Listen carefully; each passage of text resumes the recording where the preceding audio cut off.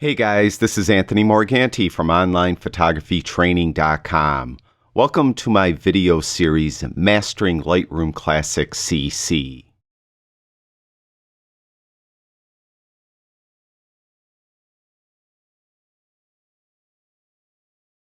In this video, we're going to take a look at exporting an image from Lightroom. You've imported the image, you've processed the image, now you'd most likely like to share the image. And usually you want to share it through email, social media, or maybe you're going to print the image. Either way, you're going to have to get that image out of Lightroom to do any of those things. And that's when exporting comes in. And for this demonstration, I have this image. I was recently at Hilton Head Island and I took this picture with my iPhone, and it's of a crab, and I don't know what kind of crab it is. If you happen to know, write it in the description below this video because I'm curious.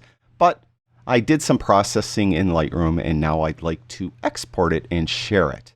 Now, there's a number of different ways to bring up the export dialog in Lightroom. Three of the most common ways are: 1. If you're in the library module, you could go over to the bottom of the left-hand panel and there's an export button. So you could just click on that, and when you do, this export dialog box comes up. The second way is you could go up to the top file menu and go down to export and click there, and that export dialog box will come up. And the third more common way, and the way that I most often use, is a keyboard shortcut. I have a Mac and you can see the keyboard shortcuts right here. Shift-Command-E. If you have a PC, it's Shift-Control-E. And if you hit that keyboard shortcut or click there, then the export dialog box comes up. And there's a lot of functionality in this box, and we're going to cover it from top to bottom. And really, there is a lot, so bear with me. At the very top, we have this Export to drop-down. So you could export it to your email, a hard drive, a CD or a DVD, or to a plugin. You can see I have a lot of plugins on my computer or in my Lightroom. If you don't have as many plugins as me, you won't have as extensive as a list. So if you're missing these, that just means you don't have that plugin. It doesn't mean something's wrong with your Lightroom. So most often I export it to my hard drive, and I'll just click right there. And whatever you choose here will change what is below. So you could see I'm getting different choices down here. We're going to do hard drive because that's the most extensive amount of options you have, so I could better demonstrate what all this stuff down here does. First of all, in this top section, export location, if you don't see it, click on this little triangle and it will open it up. You'll see we could export it to a specific folder, which I often do, the same folder as the original photo, or choose a folder later, and then it has in parentheses useful for presets. If you choose that one, what will happen is when you click this export button, a box will pop up asking you where you want to put the exported image. Now below that, we have some common locations on your computer: the desktop, documents folder, home folder, movies folder, and pictures folder, and those will be specific to your operating system. I'm going to use specific folder, and when I do that, I have the option of choosing that specific folder. So I could just click the choose button. I click this little like triangle there, and it will give me my last several export locations. Or I could just click this choose folder, or button, I'm sorry, and then pick where I want it. And for this demonstration, I'll just click on desktop and we'll put it to the desktop. And you can see it's showing that it's going to go to that folder, which is my desktop folder.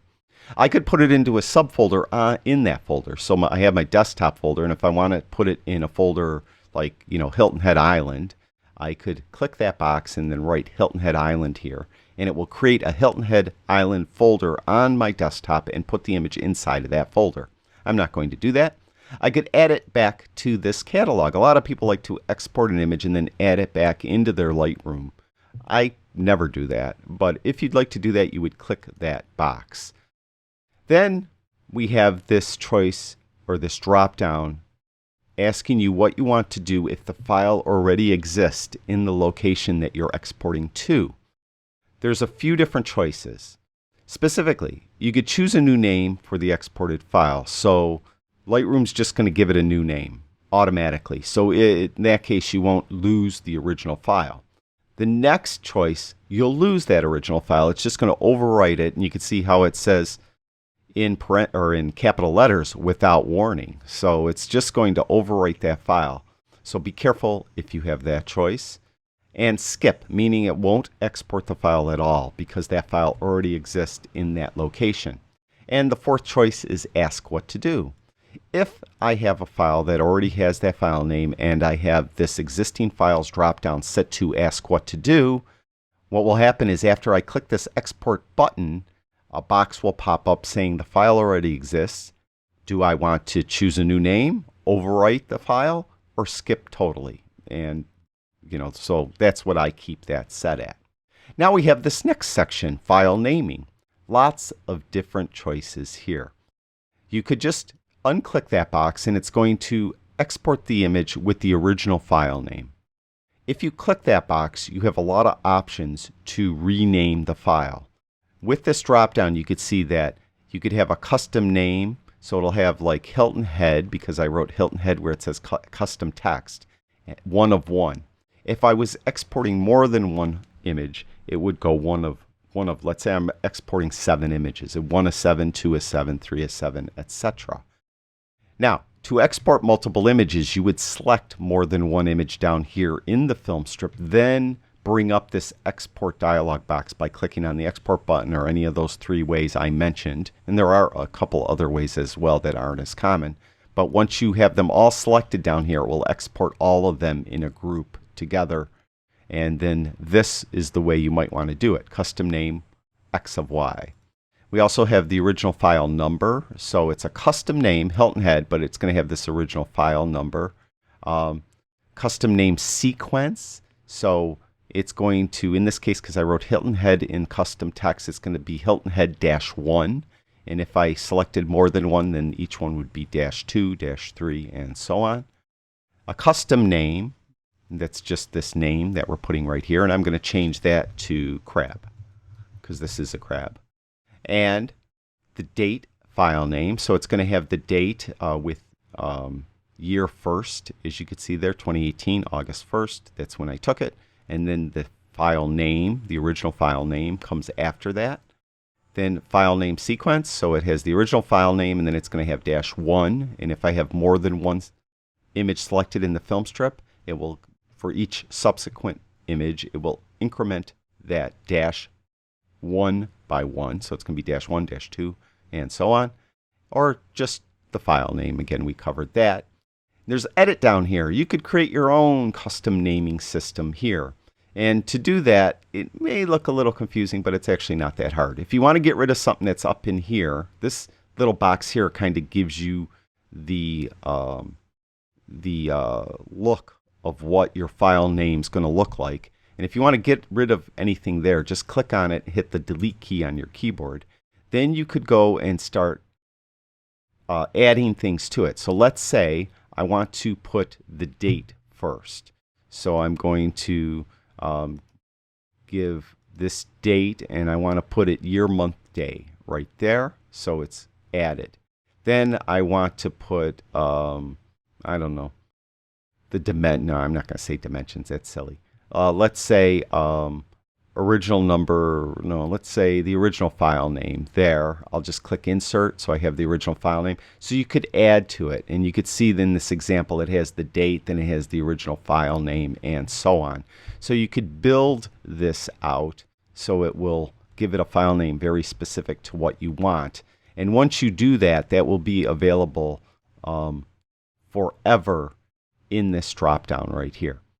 So personally, I usually use a custom name sequence, just the name, and it's going to have a -1 because I only have one image selected down here in the film strip, and you can see the example right there. Do you want the extension, that's the .jpeg in this case, uppercase or lowercase? I just use lowercase, and it doesn't really matter to me. Then the next section's on video. So if you're exporting a video, you have the format and quality to determine here. Obviously, this isn't a video, so it doesn't apply. Now the file settings. We have JPEG here because down here in file settings I have image format selected as JPEG.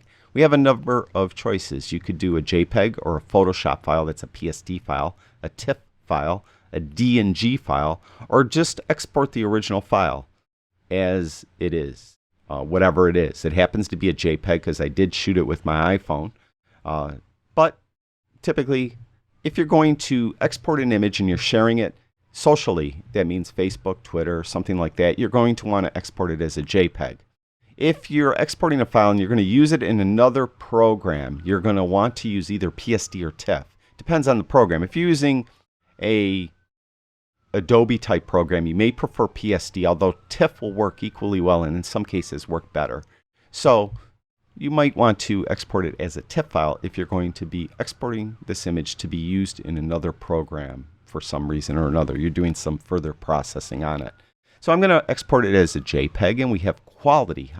How high of a quality export do you want to use? It's going to affect the size of the image a little bit. Usually, most people can't perceive any difference from 80 on up.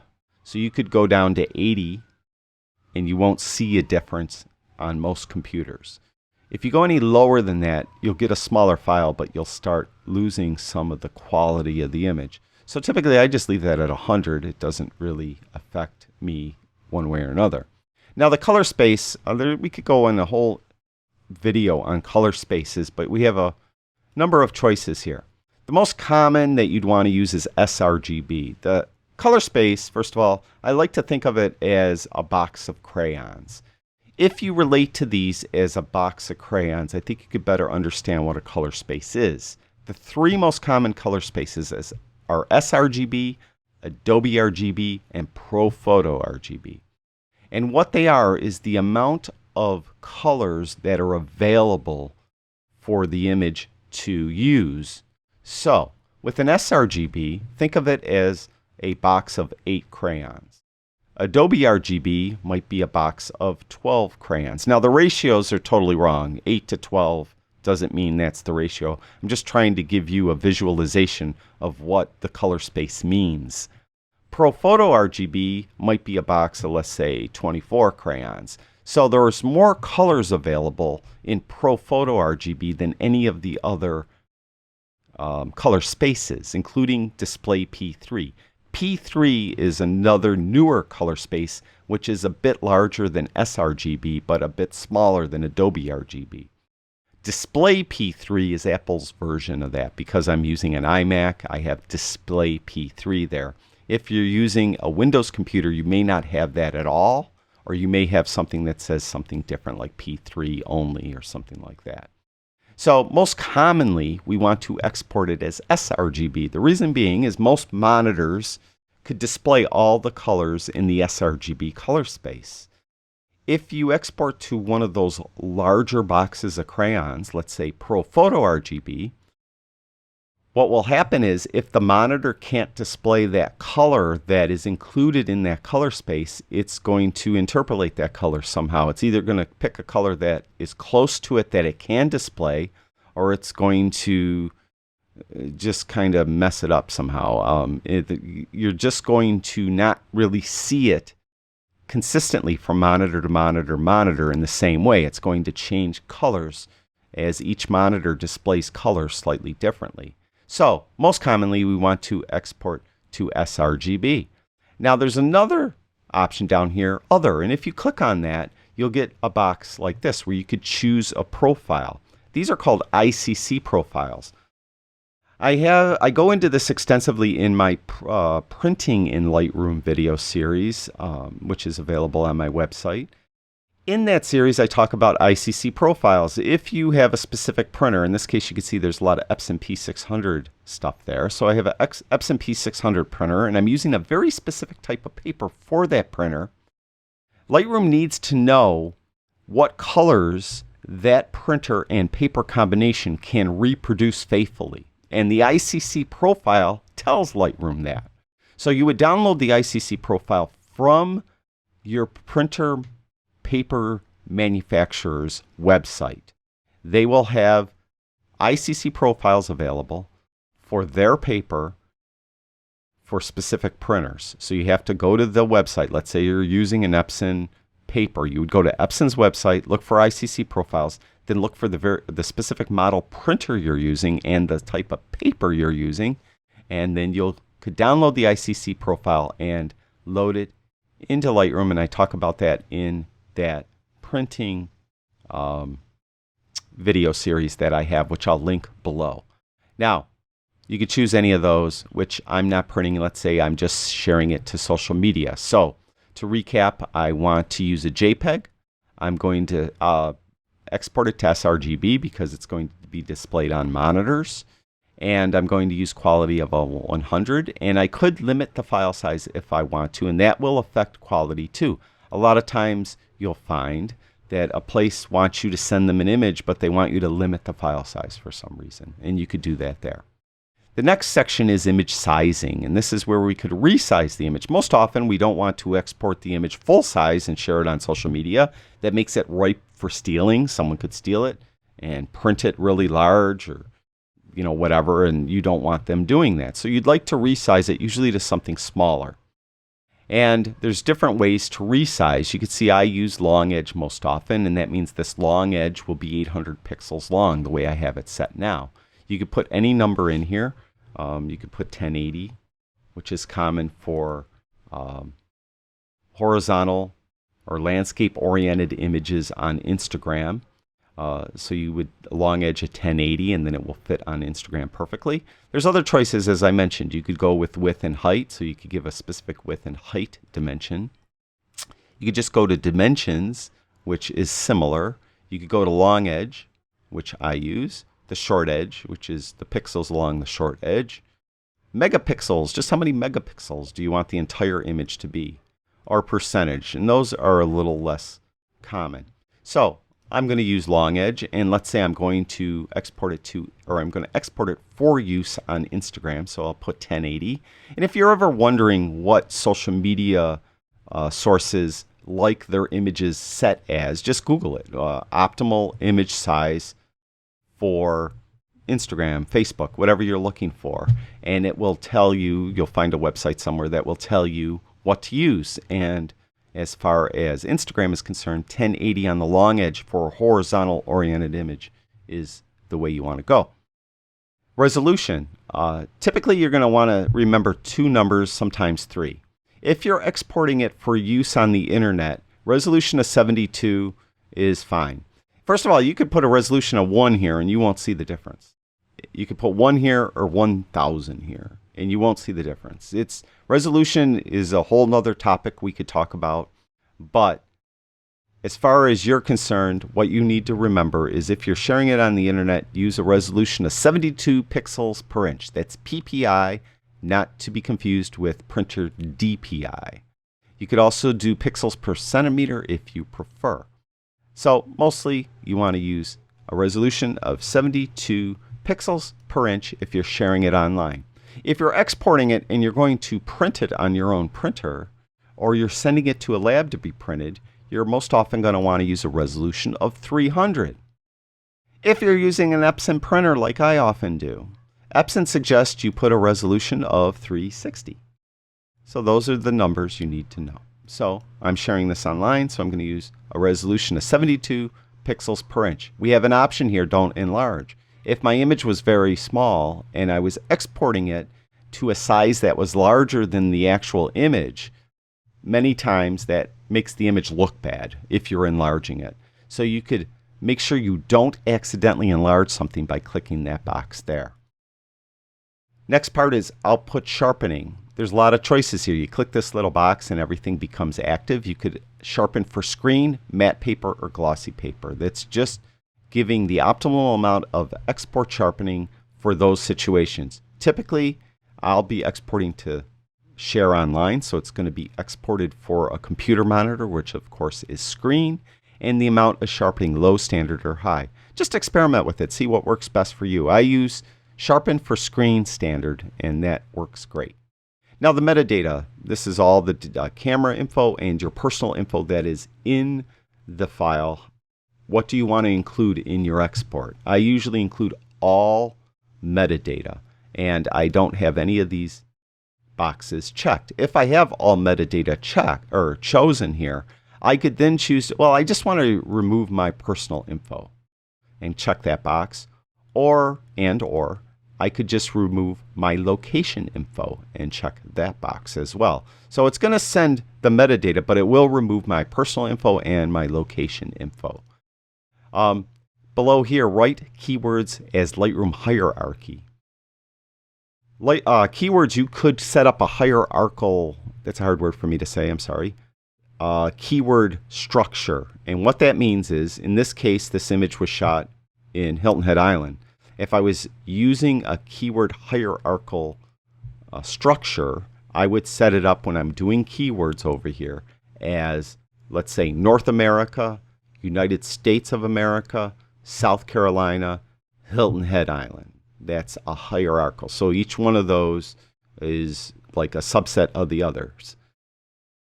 When you export it, if you don't check this box, you'll just get a bunch of keywords. You'll have a keyword North America, a keyword United States of America, keyword South Carolina, and so on.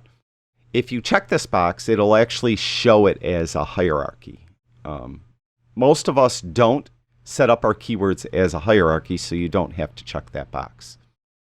Now, there are some other choices here. We could just send it with our copyright info only, and you can see this stuff gets grayed out down there. Copyright and contact info only, all except camera raw info, and then you have the choices to remove those two options there. All except camera and camera raw info, and again, you could remove your personal info there and location info, or just all metadata, which is I often use, and I leave my personal info and my location info usually there, so it'll be exporting it with all that info. Next section is watermarking. Remember, we created a watermark in one of our previous videos. When you export, you could add the watermark to your image, and if you check this box, if you never created your own watermark, you're just going to have a simple copyright watermark. Or in that video, remember, we created an Anthony Morganti photography watermark, and then I had a graphics watermark as well. So I could choose one of those, or you could click here, Edit Watermarks, and you'll be able to actually edit the watermark like we did in that previous video. So for this demonstration, I'm not going to send any watermark at all. Then after you export, what do you want to do with that image after you export it? Well, you could show it in Finder because I'm using a Mac. If you have a PC, it would show it in File Explorer. You could open it in Adobe Photoshop. I often do that to add a digital watermark to the image. You could open it in any of your plugins or in some of your plugins that might get added here. I have On One Effects 2018. This Digimark down here is called a droplet that I created. I actually have a video on how to create a droplet. Really not pertaining to anything to do with this video, so we won't talk about it there. So typically, you're probably going to want to do nothing. So you're just going to export it. You may want to show it in either Finder or Windows File Explorer, one of those programs. So I'm just going to do nothing. And there I have all my choices. So it's going to export this image to my desktop. It's going to name it Crab-1. It's going to be a JPEG using the SRGB color space at 100% quality. I'm not limiting the file size. I am resizing the image so the long edge is 1080 pixels long with a resolution of 72 ppi. I am sharpening for screen standard. I'm including all the metadata. I'm not using a watermark, and I'm not going to do anything after I export it. Now, if I find that I'm often using these same exact settings, I could create a preset for these settings. So I would click Add over here on the left-hand panel, and I would give it a name. And let's say I mentioned this is for Instagram, so this could be my Instagram preset. But before I do that, what I suggest you do if you are creating a preset, get rid of the custom text if you're using custom text, because that will be included in the preset. So if I just created this preset as is right now, every time I pick it, it's going to put crab in this custom text area. I don't want that because I'm going to probably rename my files each time. So I'm going to click Add, and I am going to call this Instagram. And I'm going to put it under my user presets. And I'm going to click Create. And then you'll see down here using presets. And I have a number already. I am Buffalo images. That is you can see that it says custom text I am Buffalo. That is a project I have, iambuffalo.us. It's just street photography from Buffalo. So if you go to iambuffalo.us, you'd see that. There's the Instagram one we just created. I also have just general social media sharing and a straight raw file export. So sometimes I need to just export my raw files out of Lightroom to use them in another program.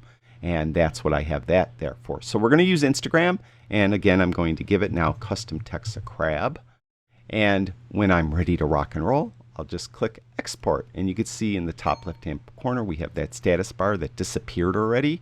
It exported the image. And if we go to our desktop, there is our image right there. I'll double click on it. And there is our unknown species of crab that I shot at Hilton Head Island on the beach in the surf with my iPhone. That's it. That's probably more info than you ever needed to know about the export dialog and exporting in Lightroom. Thank you everyone that watches my videos. I really do appreciate it. I'll talk to you guys soon.